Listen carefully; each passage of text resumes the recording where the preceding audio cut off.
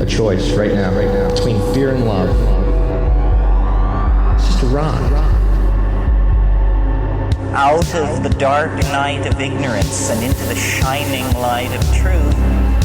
Expanding reality. A population of citizens capable of critical thinking. We don't see things as they are, we see them as we are. There's a level of reality where everything dissolves into an ocean of energy. We empower our experience by insisting on our authenticity. That's very profound. Very. Expanding reality. This will be my first English-speaking podcast of the year, just for your information. Really? Well, you're crushing it. Is it your second language, or are you first and then speak other languages as well? It's morphing into two first languages. Right now, I've got English as my first language, but I've been living here in Germany so long that I've had to learn how to speak it and read it and write it. So I've become a North American German soul. Well, with that, we will welcome Frank Jacob to the show. My brother, it's cool to see you, man. All the ways, of course, just for everybody in the audience here to find him will be located down below. Director, researcher, presenter, influencer. I'm going to talk to you about what that word means. All that stuff linked below, guys. You're a director for Red Bull, which we're going to talk about how cool shit that is and all the cool projects and movies that you've got going. Brother, it's an honor, honestly, to connect with you. We have a mutual friend and brother in Daniel Beckman of the Flying Chariots, The Rise. Such a cool fucking show, man. So I wanted just to welcome you here and give you the opportunity to introduce yourself for the audience that may not be too familiar, if you don't mind. Well, thanks for having me, Brandon. It's good to be here, and welcome everybody to 2024, or at least the Gregorian version. Yeah, what do I say? I mean, asking me to speak about myself. Okay. Literally, you covered a lot of it there in just a couple of sentences. I come out of the entertainment music, I guess you could say, was my first love in a way. And then came filmmaking, and I just kind of morphed over the years from different levels of professionalism. I've been involved in all aspects of media production, from, driving the nails into a wall of a recording studio and pouring concrete, to turning the knobs and understanding what signal flow, and by extension, signal flow into the visual world. And then came filmmaking, and I fell in love with making films because of the power of expression that filmmaking gives you, because it's the combination of visuals, audio, information, music, ambience, everything. It's just a real powerful expression. At one point, I even developed a live cinema version of cinema. That's not a word many people know what it means, but it really is literally kind of creating cinematic expression on a stage in front of an audience, which is kind of a whole level of stress all on its own. And this kind of led me toward people that were working at, you mentioned it also, Red Bull, and I ended up getting into working at that company for several years and producing one of their kind of hit shows called Ultimate Rush. That got me into the idea of storytelling, and particularly what interested me about that particular show was that it was speaking with literally sports artists, you could call them, because they always had these projects. And these projects were like deadly. They would like go to South Antarctica on some peak and climb like a wall free, right? If something happens there, you're kind of over. So, that introduced me to the idea of why humans would do this kind of thing. And I had a long kind of run up to that. And one of the interests that I've had parallel to everything is metaphysics, spirituality. And so I would always try to bring that aspect into these stories, because a lot of athletes never get asked questions about spiritual things. They just get asked, what's your schedule? When's your next race? What are you worried about with the competition, et cetera, right?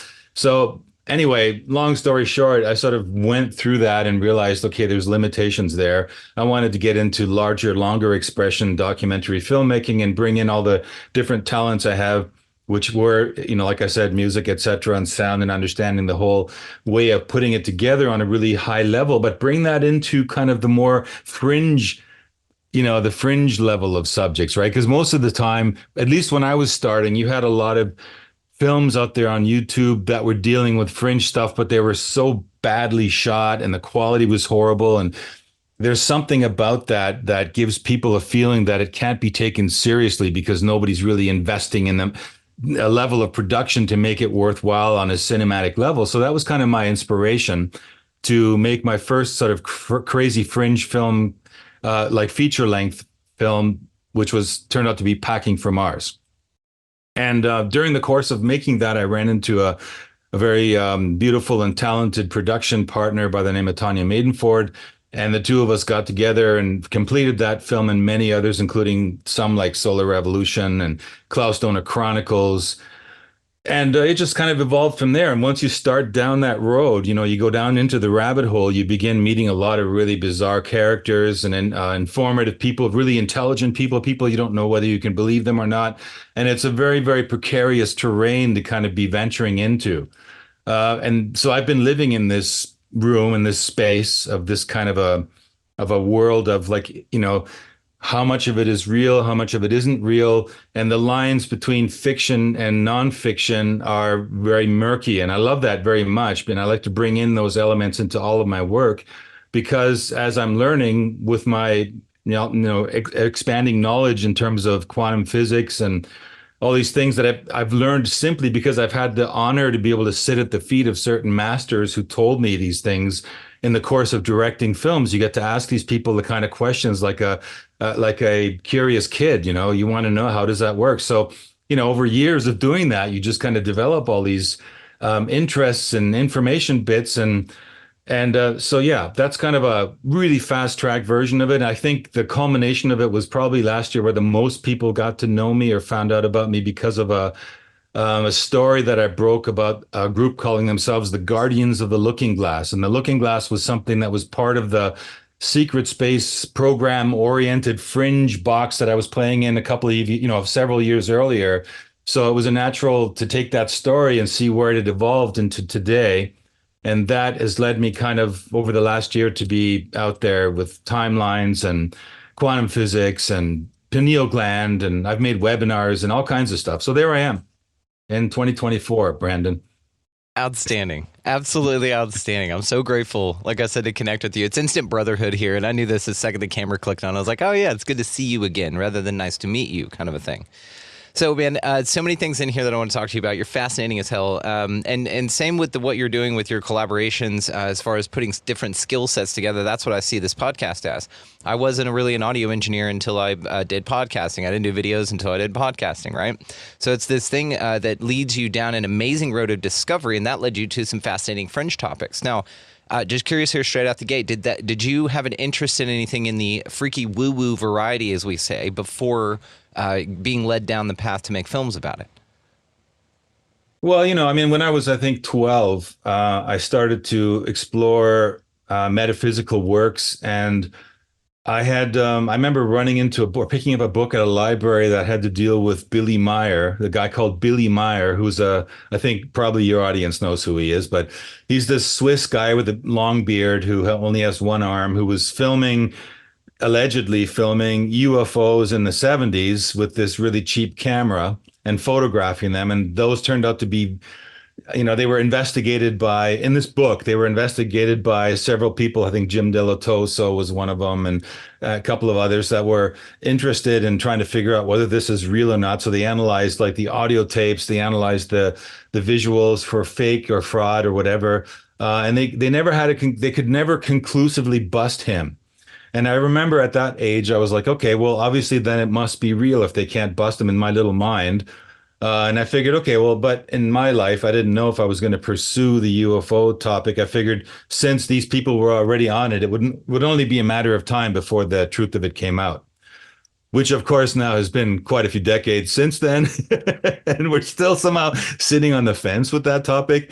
But that was kind of the first fringe thing, I guess you could say I was into, aside from the metaphysics stuff. Like I was into like, I don't even like to use the word, but back then, when you heard about someone like Jane Roberts channeling an entity called Seth, it was before channeling became kind of a brand.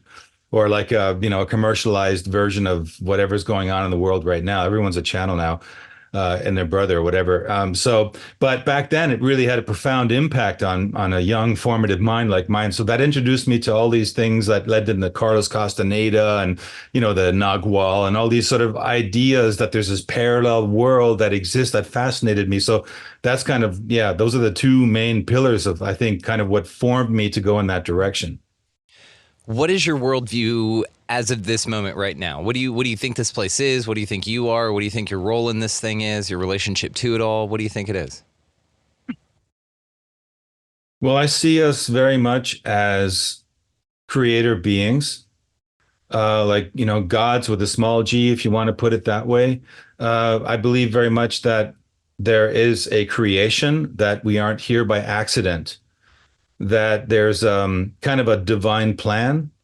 And the divine plan, was, I think, most popularized in the world as something like the Garden of Eden.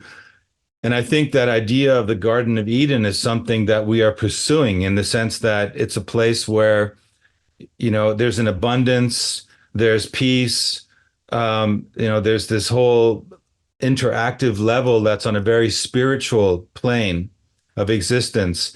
And I think that that's where we're going, and that's where we're trying to get to ever since then. It's like there was this fall, or you might say we were kicked out of the garden. That had to do with this idea of us having to, enter into matter, into physical matter, and the challenges that brings with it as you begin to navigate as a soul, entering into spirit and to matter.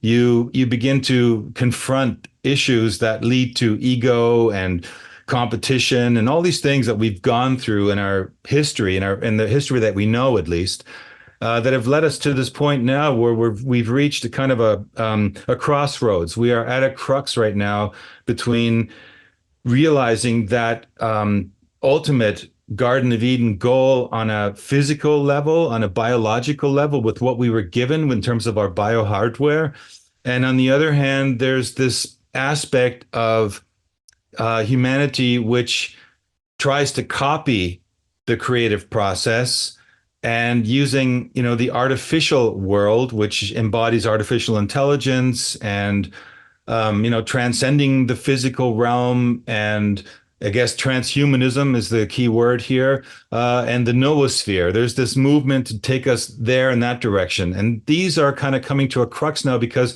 it never has been as evident as it is now that we have reached the technological state where we will, in the course of our lifetime, easily, Brandon, have a moment where one of those two timelines, as I like to call them, will prevail over the other. In other words, one will take a dominant force in the world. One will be realized to the point where it crowds the other out. And whoever's on the timeline that's being crowded out will probably survive for a while, but will be seen as a strange curiosity, freak of nature for a while. And I'm very much so, my role and where I see things at is right now is, I think we need to reinforce to people that they are these amazing, biologically capable soul beings that are here to realize the first plan, the Garden of Eden, and not to succumb to what I see as being kind of a jail of kind, like a limitation, like an environment which, although it offers us all of the sensory experiences which they're trying to sell us, are seductive, like unlimited lives, unlimited sexes, unlimited everything. But in a way, you'll still be limited to within the physical world, whereas we are coming from outside of the physical realm.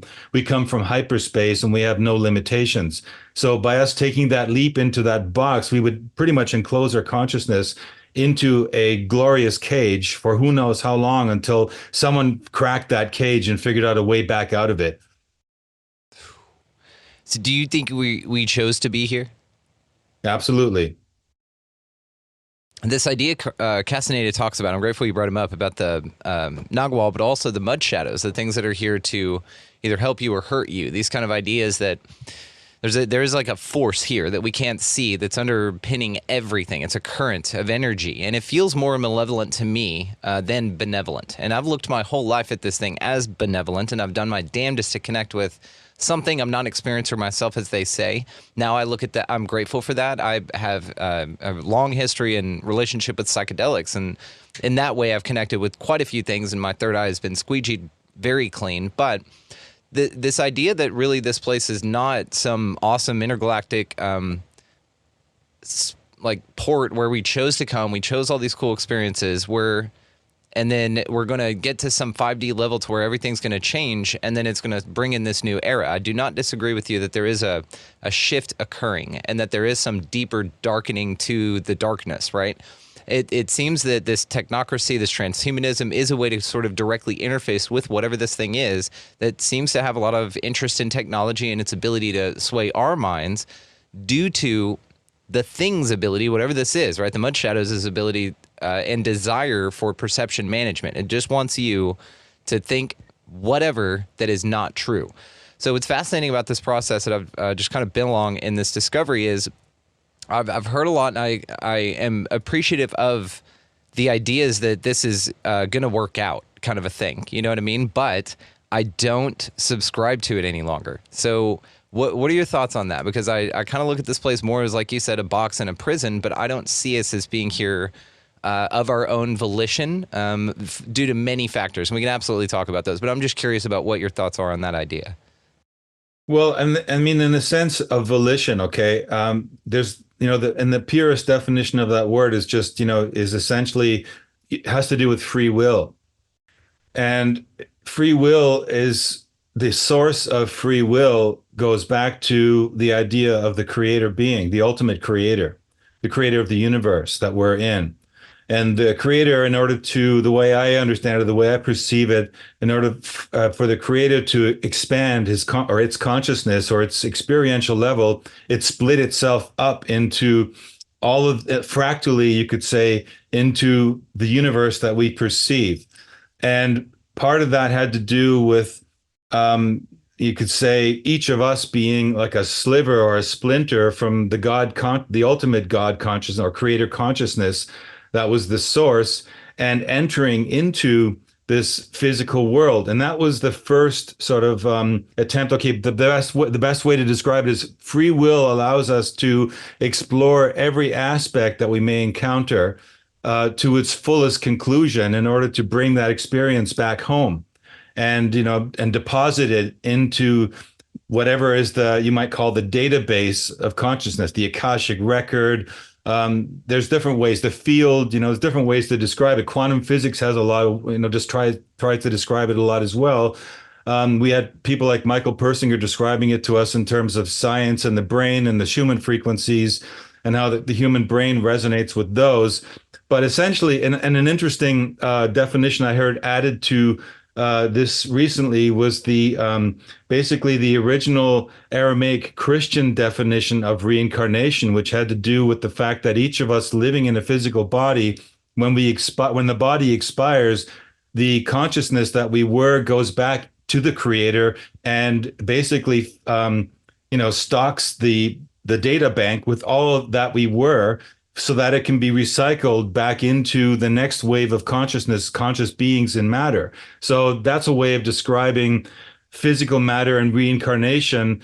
And in that sense, the willingness is to do with the original plan of us to be here and to try and explore physicality, to map it out and to try and bring that information back for better or for worse, right? And so I agree that the evidence is out there more that, we are victims of the situation around us, because for the most part, most people's decisions aren't based from a place of empowerment, but a place from reaction. So they're getting experiences thrust at them from this perceivably outside world, which is necessary for them to be able to have an interaction to begin with. And until you reach a certain state of consciousness or a certain acceptance of your beingness as a creator, you see yourself as a reaction or as a victim of the circumstances, as opposed to somebody who's able to take that information in and say, okay, well, this is a piece of evidence or information that I've provided my higher self, in order to understand the situation I'm in better, so I can choose how I want to respond in that situation. Do I want to respond like a victim, or do I want to respond like somebody who's created that situation for a particular reason? Whatever that reason may be. Every one of us has a different mission in life, a different circumstance in life. But there are people that can be happy in the middle of a mud flat in Africa and happier than a millionaire sitting on Wall Street, right? So that it has nothing to do really with where you are, what kind of a body you have, what skin color you have. The experiences are just as powerful and real to everybody anywhere. But the fact is that the fact that you're perceiving it alone already makes you an active participant. And I think you have to make the decision on, are you creating this, or are you just a reflection? I hope that that made any sense. No, it did. It was well explained, and I like your point. It's interesting because then I just sort of look at the idea that I am having a chosen experience. If that is true, then I've got a lot of it that I would like to be different, not even in selfish ways, just like simple ways. Simple, I want to know what it's like to levitate this bottle to my hand, and then it doesn't. So like, what's that about? Like, it's a simple experience that I'd like to experience. It seems like a lot of what's here and what's offered is no, like limitations, like authority, like, you can't do that. No. I get that you're a creator, you're powerful, you're an awesome being, but no, you're limited here. It's that sort of idea that bums me out, to be honest with you. And then also this idea that spirit or source wanted to break itself from unity consciousness, break itself into individuated pieces of consciousness to experience itself subjectively, sort of this solipsism idea where you're the only one here and everything else is just this part of you. I would have the question of like, how many times does, an entity called source need to know what murder and rape and horrible crimes against humanity and children and awful things, like how many times does it want to experience that? And then whenever we start seeing it from our perspective, I just input this loosh category. Robert Monroe coined that term loosh in his book one time, and it just stuck. And it's this idea that you're just an energy source for something else, and all these things that tell you that you're any different is sort of a consideration to keep you from that truth, right? Almost like the illusion of this place is just cast over you constantly.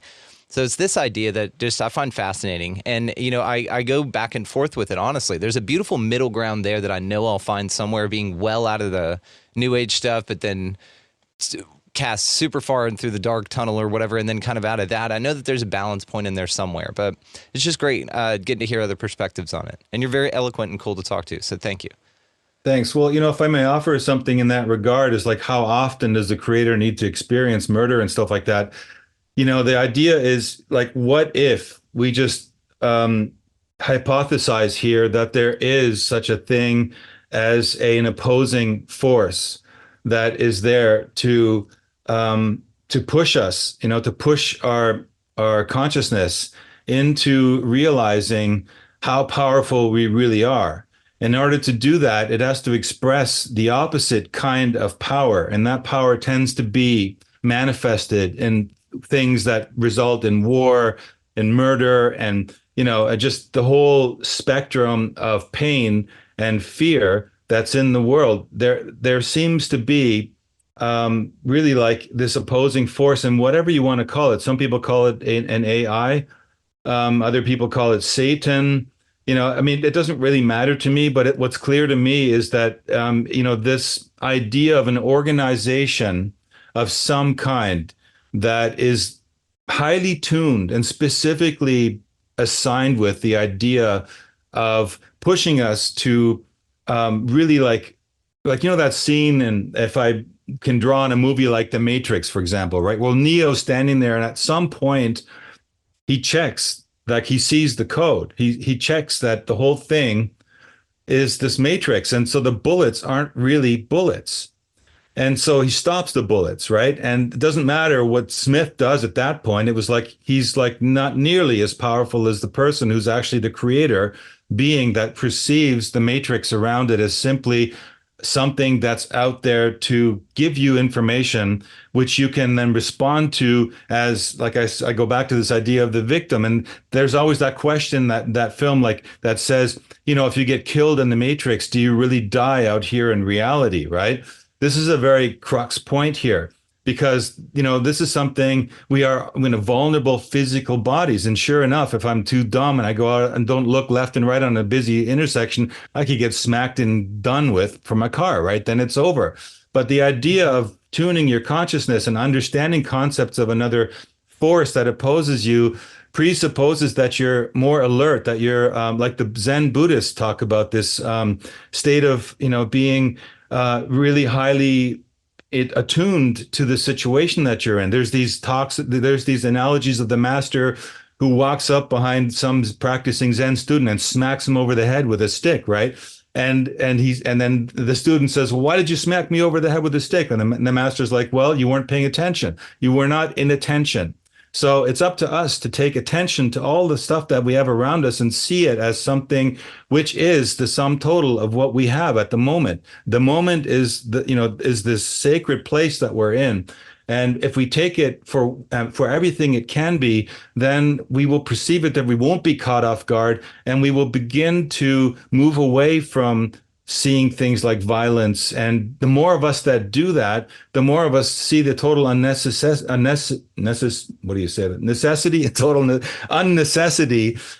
for these kinds of barbaric acts around us, that they're just there to kind of satisfy the people that are still trapped and not knowing who they are. So apparently they need to feel fear and pain long enough for them to one day say, what the hell, man, I'm done with this, right? And right now we have people, like yesterday I filmed a bunch of truckers with Tanya. We were standing down in town, and they were coming around truckers and farmers, and they were saying, enough is enough, because the government basically said, we're going to trounce, whatever, take away this and take away that. And they said, that's the line we draw, right? So that's kind of an analogy around us right now, that we can say, well, we're reaching a point where we're saying, here's the line and no further. And that is the point where, in the Hawkins scale, it's called 200, courage, right? Where we begin to realize that courage is the place where we stop and face what's facing us and see it for what it is, rather than sticking our heads in the sand.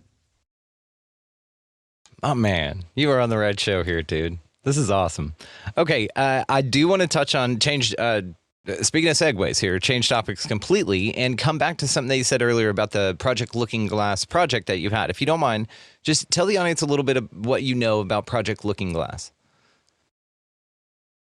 Project Looking Glass is something that sort of emerged in the world that we know, in the fringe and the science and the secret space program world, I think around the end of the 90s, beginning 2000s. And there were certain people that were coming forward that were describing a technology that they had participated in working with, or that they had witnessed, which enabled, which was in the form of a device, which enabled those who are operating the device to see into time streams. And this allowed them to kind of follow trajectories of times into future probabilities. And they began, working with these different probabilities, of course, in terms of, well, since we know that this is the future, that this is something that's going to happen, and we're here now, what happens if, we affect one of the elements that we've seen in the future here in our present? And is it still going to be there? Has it changed? In what sense has it changed? And they began to work on this kind of a concept for decades. And so whistleblowers came forward and were telling us about certain aspects of what they had seen. And I think it boils down to kind of the nutshell being, there were two primary timelines which they witnessed. Now, I know there's probably people screaming out there saying, well, there's infinite numbers of timelines, et cetera, et cetera. But there's something called consensus timelines. And that means that for us to be able to exist together, like you and I are doing a show right now, we have to agree on certain things. And these things form a consensus. We agree that there's, certain technologies, we agree in certain aspects of the world around us. And so these things begin to manifest as what I call consensus. And so consensus timelines, in the sense of that there being two timelines, has to do with what I was mentioning at the very beginning. They saw essentially a timeline in which technocratic manipulative people take over the world and begin to move us toward a kind of a dystopian future where we become trapped within a technological dictatorship, where we've lost our sovereignty, we've lost our even our ability for movement, and they created this timeline which manifested itself as the ultimate power or control grid for those people who were in charge or in control of that timeline. But they also saw another timeline which had to do with this, sort of a waking up of a critical mass of people that said, like, well, look, we're not going to do this, and we're going to create a different kind of world. And they began to compete with each other. And essentially, one of those timelines took over. And it's kind of like what I said before. And so right now, with these whistleblowers and the looking glass that came forward, the latest chapter was the one that I was talking about with the group calling themselves the Guardians of the Looking Glass, which emerged, I guess, in 2022, with this idea of like, this is the update. And they described more about the way that technology works. They described more about where it was found. They described more about how it works. And so, I dug into it and I brought all kinds of different elements of it out that I'd never heard before, because there'd been certain people out there that had said things about it, but I was never really satisfied with what they were saying. And there was a lot of questions that were unanswered for me. So I began to probe and dig into it. So you find out a lot about the way it hangs together with certain things that began taking place in the 1940s, the late 1940s in America, with certain crashed objects and reversed engineered technologies, which ultimately led to them finding a looking glass and working with the looking glass. So the looking glass, in a way, is nothing other than a technology which is there, which offers certain people who are running that technology the advantage of being able to avoid things, avert things, or control things in the future.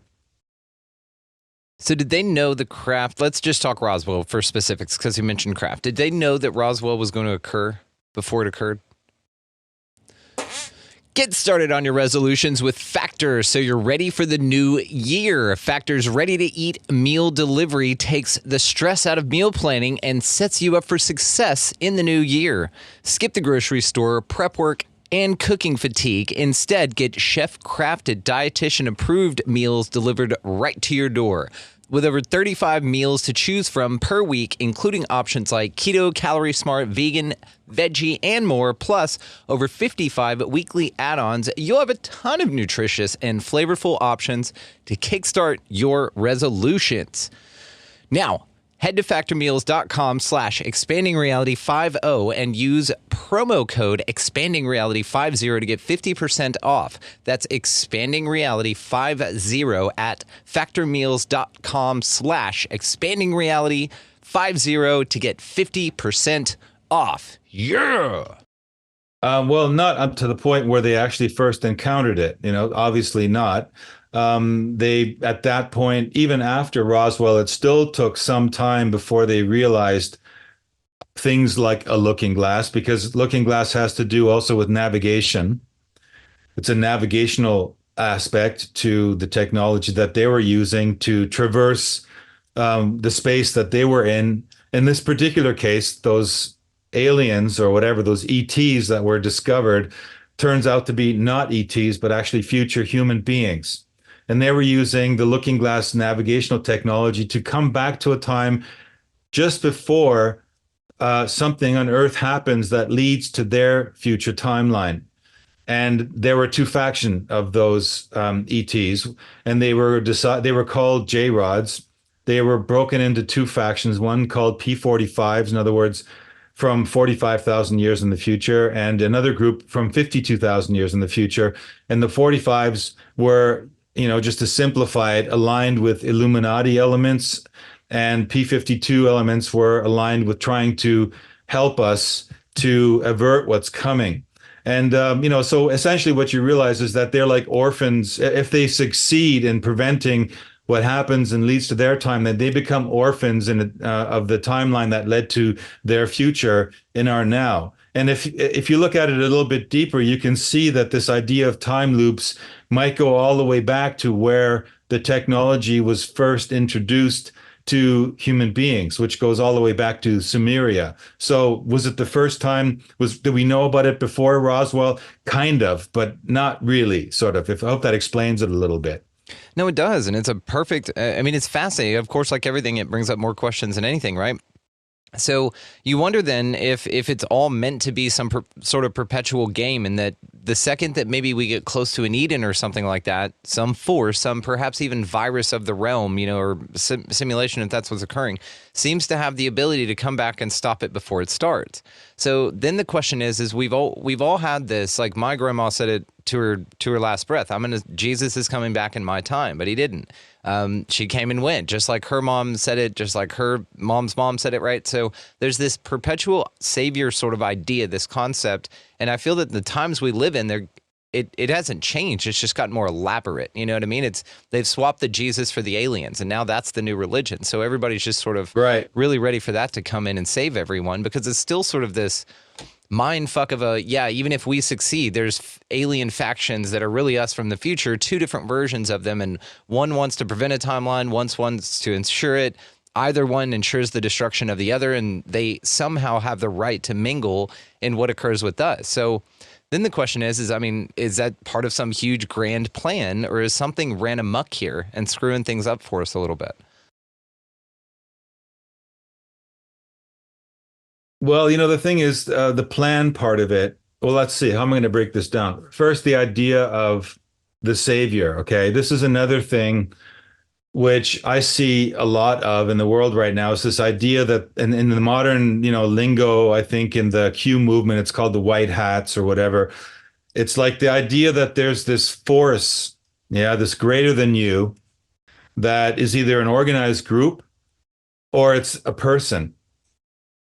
Is an idea that in itself you could make a case for it being a psyop of some kind, because the longer we keep waiting for some external force to intervene in the shit that we see going on around us and not get up off of our own butts and do anything about it, the longer it continues and the more it continues. And so, the idea of, and the other aspect was of the J-Rods is like, could they, what gives them the right to come back here and intervene? Now, this is an interesting question, because if they were really extraterrestrials, in other words, they came from another world altogether, planet Mars or Venus or wherever, someplace we don't even know, way out in the galaxies or in another galaxy, do they have the right to intervene because we have something called free will? Actually, I don't believe they do. However, in the case of the J-Rods, there's a strange loophole there, because they're not really extraterrestrials. They're us. They're us, from the future, right? So they are not intervening in anything other than what they've already been. They're part of, this is an expanding version of consciousness that transcends even time, not just distances. And that it shows us that time itself is an illusion, so that we have time existing in the past and we have time existing in the future, and all of it is happening at the same time, and there's some kind of a bleed through. So there's no point really for me in arguing about, how impossible is that, and it's not really according to the laws of physics and stuff. The fact is it's manifesting around us, and we're seeing evidence of it, and that people are showing up and telling us these things. And is it totally all a waste of time? Well, that was the thing that I went after, because I wanted to know if it is a waste of time, because I don't really want to waste my time or anybody else's. If it's real, then I want to know, because I want to lead, out of this limited perception and expand into this fullest potential that apparently is all dormant within all of us. And so what you do find is that whether it's funny, because whether it's even true or not, Brendan, you begin to drill down into the hypotheses and the statements made, and you can find, solid scientific basis for a lot of the ideas in the emerging science, like wave structure of matter, for example, right? And wave structure of matter, if you look into it, you realize that space basically is like this elastic band, that stretches out in all directions, and it's all based on resonance, right? So, this, if you think of it like a giant ocean, and these vibrating rubber bands are waves, and when those waves collide with each other, really strange things happen. They go into resonance, and it's called scalar waves. They're standing waves. They just stand still. You've probably seen some of those pictures. You can find them on YouTube where the waves suddenly just stand there, right? And if they collide in a circular way, they're creating a ball. And this ball aspect of things actually manifests itself as an electron, and it acts like a particle. And so you find out that, this space resonance and the structure of the matter around us is outside of space and time. But the moment that it collides like that and forms the illusion of matter, it forms matter. So it doesn't depend on time, but it has all of the aspects of all the characteristics of whatever led to it being formed into a ball has to do with being in the same resonance. So, all the structure around us is in a certain kind of resonance, and that resonance can stretch out over vast distances, and that's something called non-locality, where beings can feel stuff or communicate over vast distances that are really not distances at all, because they have to do with this sharing of the same frequency resonance. So this is a thing that, for me, makes it interesting, because at that point you realize that, okay, all that information is deposited there, and it's all there for us to access. So maybe all of this circular stuff going on and all these stories about time travelers and all these things are really only there telling us one thing, and that is that we have to make this leap, and we have the potential and the hardware is there to perceive it. And it's that crux that's going to bring us out of a repeated loop that keeps us in this kind of repetitive cycle of society rises, some event happens, it crashes back down again, it rises slowly up again, it hits a high point, it crashes again.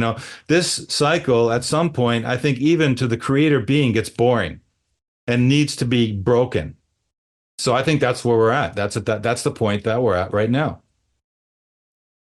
I'm going to be optimistic with you. And I agree with you that it does seem that seems to be the modus operandi, this perpetual motion machine that is this soul factory that just seems to spit out this redundant, boring. I mean, it's boring, right? Isn't that what it really is at the crux of it? Us as all creators, it's more that there's just some fuckery going on. We're just bored, man. It's dumb. And so I'm with you on this. On the other side of it, there's a revolutionary idea here, and I don't.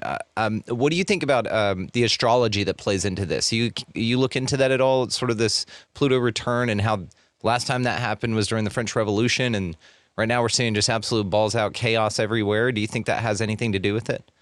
Well, I'm not so much of an expert on the astrological aspect of it, Brandon, but I did look into the solar aspect of it, because we did a film called Solar Revolution with a German biophysicist who was pursuing that idea that does the sun have an influence on human consciousness?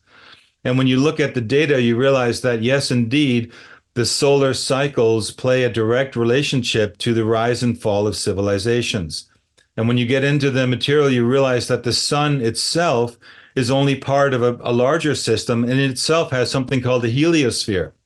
And the heliosphere is like a great big envelope, like a protective envelope that stretches all the way around all of the planets that are spiraling, around it. And okay, I know there's people that don't believe that we have a spiral and there's no circle and it's all flat, but that's their nut to crack. Okay, so you crack it, you figure it out, and you report back to us. But the best model I've seen so far is the spherical model, or the things that emulate spheres. It doesn't mean the Earth couldn't be hollow, or there couldn't be openings on the top and the bottom because of the direct pressures and gravitational pulls and forces.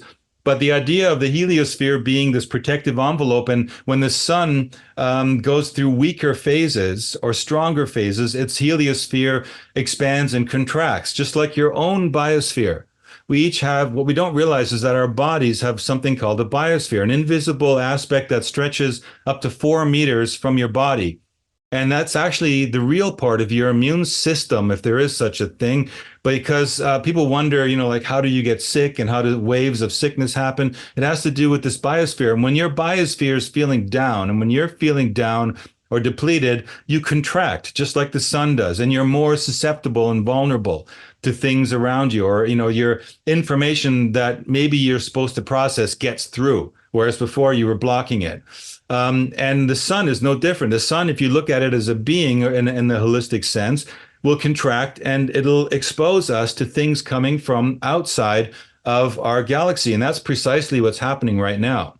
In fact, we are getting physically impregnated with particles and radiation and frequencies, which we normally haven't been. Historically, we've never actually been going through a place in the universe where we are right now, where we're getting so much energy.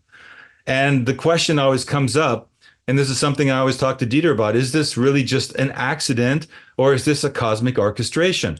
Like, what is the coincidence that just happens to be right now, the sun happens to be in this particular place of the galaxies, the arms of the Milky Way galaxy, where it's exposed to much more direct energy than it ever was for a long time, just at the exact same point where the heliosphere is contracting, the magnetosphere is contracting, and simultaneously, by coincidence, the Earth's magnetosphere is contracting as well and getting weaker and weaker. And so all of this stuff is playing to the point where it's affecting us physically. It's affecting our brains. It's bringing frequencies into contact with something called the pineal gland, which resonated at a certain frequency, in this case, 150 megahertz, which happens to be the frequency which triggers us and triggers and connects us to, you could say, hyperspace, the source field information. Is this all just a coincidence, right? And the size of the Earth, even the size of the Earth plays a role in all of this, because you've probably heard of something called Schumann resonances lately. A lot of people are reporting on the Schumann frequencies, and they're around 8 hertz. Well, that has to do with the fact it's the direct relationship between the size of the Earth, the electromagnetic charge that's taking place all around in the form of lightnings, and the speed of light. You factor that all together, and the fact that the sun and all these things are affecting us, and that the Earth is a certain size, which is expanding, by the way, over a long time, means that the Schumann frequencies just happen to be right now at 8 hertz, the primary frequency. What does that mean? Well, Andrew Puharich was a researcher who showed us that 8 hertz was a one frequency which penetrates through all matter. Nothing can stop it. It's a magical frequency. And it's interesting, it's the number 8, right? What does 8 symbolize? Infinity, right? So you have all these amazing cosmic coincidences, as I say, playing toward what? Well, it just happens that it seems to be that our pineal gland resonates at 8 hertz as well, which means it opens us up to higher forms, higher density, higher frequency of information. Could this be the information that we need as a species to push us to realize that we are far more capable as creator beings than we would ever imagine, because we've just been kept down through school books and through that other force I was describing earlier, which would rather prefer to keep us inside of a cage where they can control us because they themselves don't believe in their limitless power as creator beings, right? This is the question that we're talking about here. This is the ultimate direction that we're going into, right? And so you have to ask yourself, as a scientist, you can prove all this stuff. This isn't just fringe or woo-woo. This stuff is really going on. Is it all coincidence? It's the question, because that's based on your perspective. It's got nothing to do with actual truth. It's based on how you perceive reality, which is just fascinating to me. And this is another thing I've been talking about lately. Honestly, the only belief I've got, I have narrowed it down to one belief, my friend. Frank, we found one belief I have. It is that this is a realm of temporary truths. Whatever you know now for damn certain, whatever that is, what you are, what gravity is, what realm is, what cups are, any of that kind of shit, it's going to change. It's probably going to change. And I think that is the true awakening. When people can start asking questions to that degree, maybe not, you'll start asking the ones, what's going on around me? How could I be so fooled? Yes, are our governments all intergenerational crime families? Things like that. You'll ask those questions. But then you'll kind of get to the point where you're just like, okay, well, what's next? And that what's next, I think, is just this open availability to seeing the paradoxes here and seeing that this place contradicts itself constantly. It is riddled with cosmic coincidences, but as far as consensus reality goes, that I have an argument for. It's an argument against, rather. It just feels like that so many things in this reality are so subjective, even in the phenomena itself. You're looking outside, one person sees it, one person doesn't.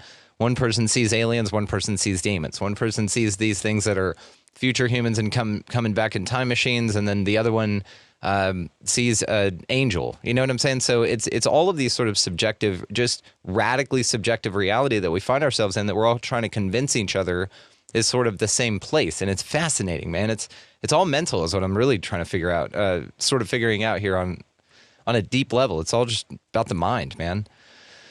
Sure. Well played. Sure. Yeah, and the thing is, we've, it is, I mean, you can show that these realizations and these particular coincidences, which we are in the middle of right now, haven't always been. So it is a unique situation, a unique place we're in. It isn't just the same old chaos. The chaos and stuff and the patterns and things that are around us, yes, we've generated those and we keep generating those, but the underlying truth of the matter is that all this stuff emanates from us individually and collectively as a group when we go into resonance.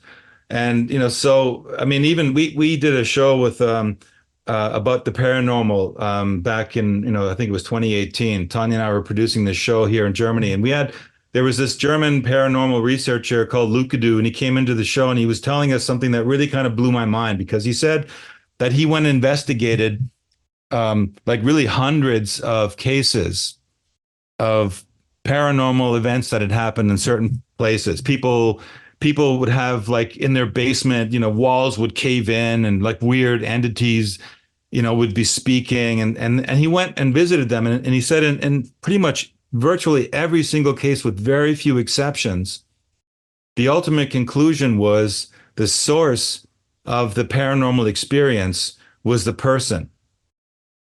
So that is only just saying, in a way, it's evidence for the fact that we are far more powerful than we are willing to give us credit for. We're afraid of our power because, we've had all this stuff laid on us, like, you're an ego, you're self-obsessed, whatever. And like, if you say stuff like that, right?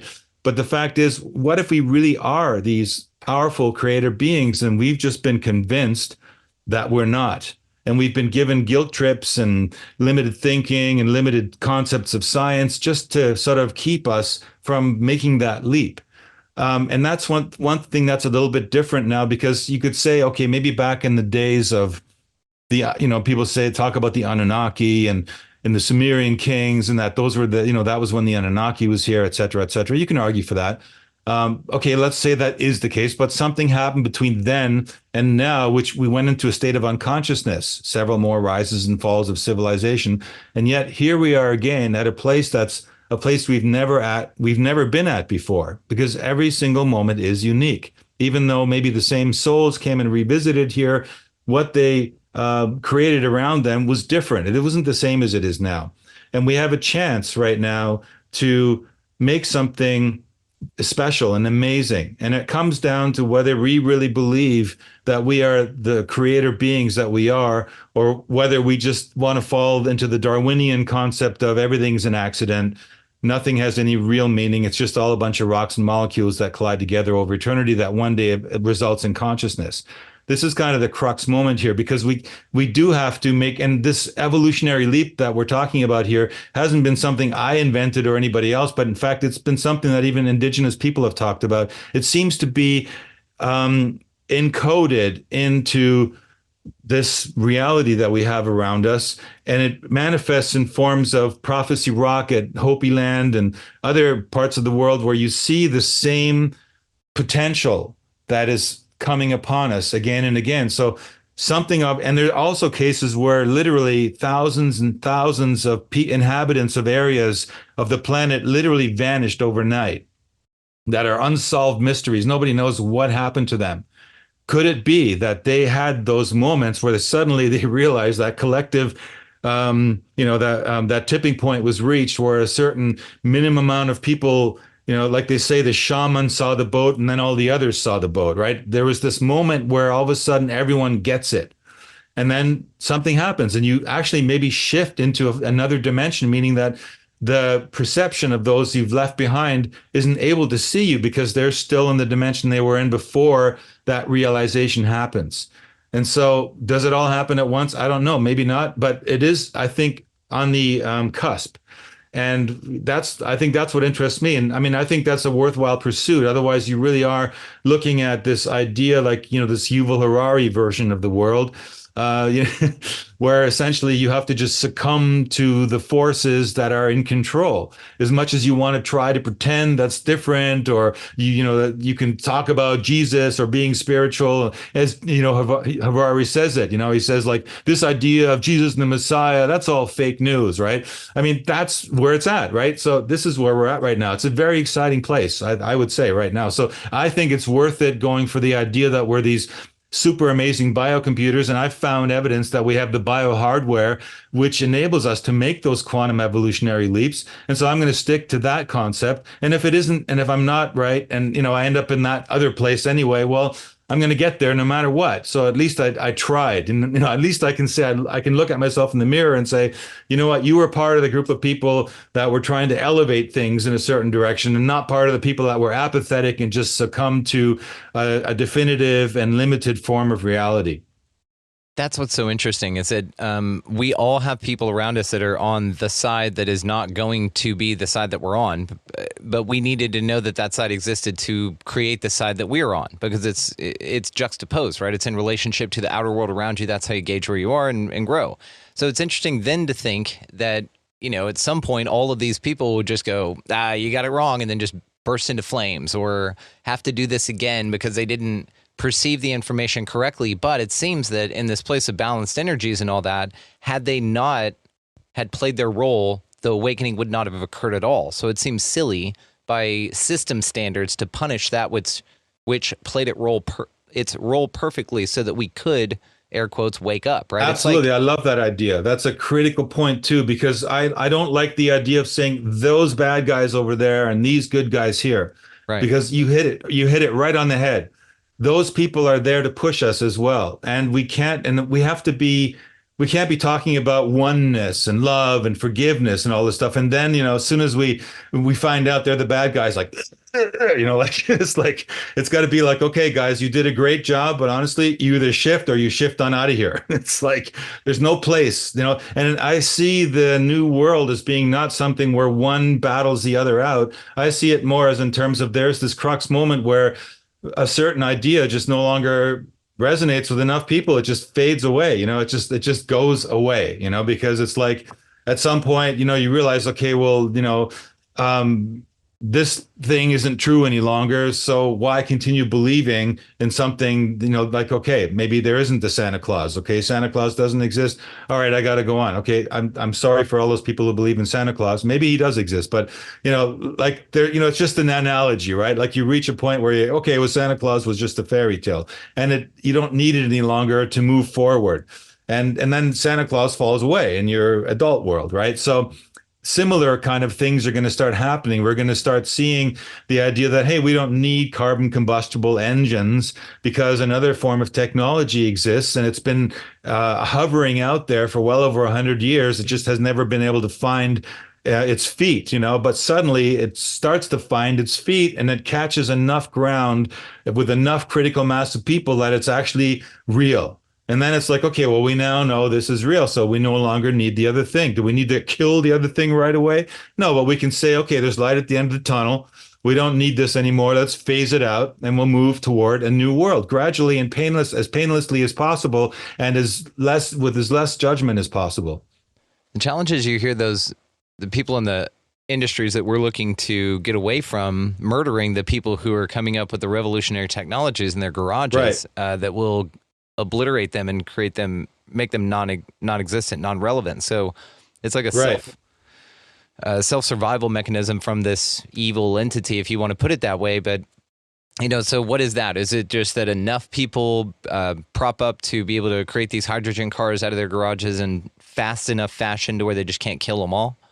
Well, we have to make the ground safe for those people, and we haven't been very successful at that. If we look at Klaus Schwabster's and all of his groups and his meetings and stuff, I mean, they meet in the best hotels. They eat caviar and champagne. They're having a high life, right? And they're organized. If you look at their website and you dig down and drill down into their graphs, I mean, they've got it all mapped out, and they're making the ground safe, so to speak, for their ideas, and that they're finding, puppets that they can implant within governments to be able to execute their policies. And just by the same token that you saw certain people, and for example, when COVID struck, there were doctors over here in Europe that were coming forward and saying, "No, this is crap. This isn't real. This isn't, this is not real." And instead of people saying, "Okay, let's take a closer look," they had them arrested, and they were thrown in jail, right? So this is what we need to start seeing, and is in a world where we see headlines that say the opposite. And that has to do with the fact that people make the ground safe for any other technological ideas or biological ideas and things that we want to explore. And right now we're at that point where it isn't yet quite safe, but we're starting to see that there is enough movement out there consciously, with awakening, as you want to call it, where people are going, okay, well, the narrative doesn't work anymore. Something's wrong, and they feel it. And there's this sort of maybe an unseen critical mass of people you don't really hear about. Right now, you really kind of only see the people that are public, the people that are pushing one way or the people pushing the other way. But there's a mass of people underneath that are picking all this information up from the field too. And they are at some point going to go, wait a minute, we're not going to let that arrest happen. They're going to show up at the jail where that person was arrested, and they're by the thousands. And it's going to make the wardens very, very nervous, as well as the politicians. They're going to have to go, just like the farmers now that are, on the trucks out there in Germany. They're going to force the politicians to go, okay, wait a minute, we can't do this. This is dangerous for us. They're probably just going to kill us if we go out there in public. So we have to make some concessions. This is the way I think it's going to work. It's just like we have to become aware that we need to do our part. We need to be part of a wave of people that are going to allow this new world to come. And we're going to have to be vocal about it in our own little way, in our own communities, in our own small circles, if necessary. Not everybody's going to be out there in the public, doing speaking tours and stuff like that. But each of us in our own way has to take responsibility for allowing this technology and these inventions in this future to actually get rooted here and become like frequency anchors. Outstanding, man. I tell you what, we're going to wrap it up here in just a little bit. I just want to know what your thoughts are on portals before we go. What kind of portals? Just any of, like, the difference, honestly, between portals and stargates. Can you clear that up for us?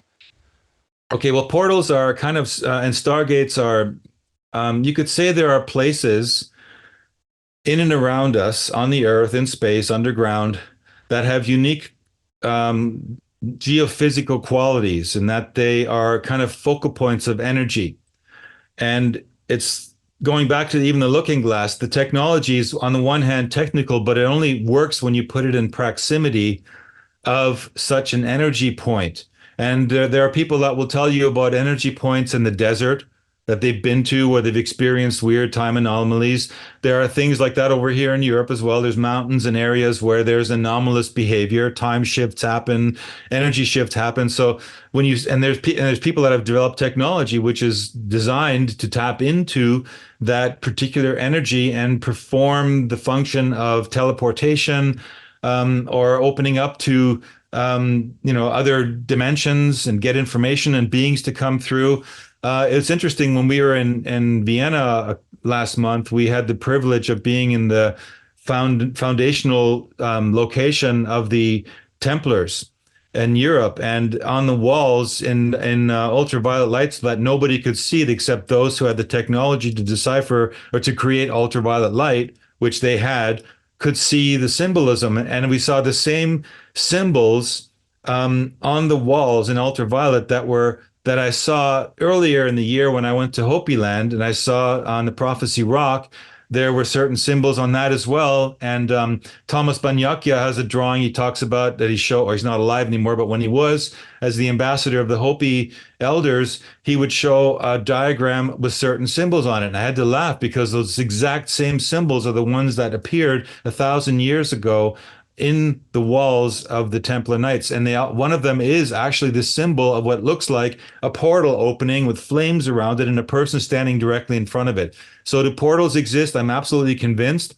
And there is technology which people utilize to enter those portals, to bring information through and to travel through those portals. So they can be stargates or they can be portals, whatever you want to call them. But that's what I'm talking about. And those things are definitely, I think, part of some of the mysteries around us that we have yet to discover or rediscover. It's a super mystery because you hear about this missing 411 stuff and this idea of free will then coming into you wandering into a portal. Do you have the free will to wander into an area like the Bermuda Triangle or something? You hop on a flight to Malaysia and then now you're just through UFO swirl your plane and now you're gone kind of a thing. Like, that's fascinating to me how these sort of just, oh, well, you got scooped up by Dogman. Oh, well, you get walked into a portal. You should have been watching where you're going. Yeah, we know you can't see them, but some people around you can see them, and they maybe should have told you, and that's just too bad. It's just interesting how many sort of manholes there is to fall in around here, right? Well, yeah, absolutely. And I think there are those who do walk into them accidentally, and that there are those people who walk into them deliberately or to tune into them deliberately. And just like, like anything out there, it has to do with your attention. So, yeah. So interesting, man. Frank Jacob, this has been fascinating and fantastic. So I'll just say both of the words in one word. I'll attempt to there. All the ways, of course, to find you will be located down in the show description. My man, just give us something to get you out of bed every morning, man. Wow. Okay. Well, what gets me out of bed in the morning is I decide to do certain projects and get involved in certain things that I know are going to rock the planet. So every day I get up and I get to file away, on those projects and bring them closer to the moment where that rocking of the planet will take place. And so, yeah, I just hope I never run out of ideas and motivation, and physically I'm able to perform those things and have the stamina and the mind to be able to participate in things moving forward.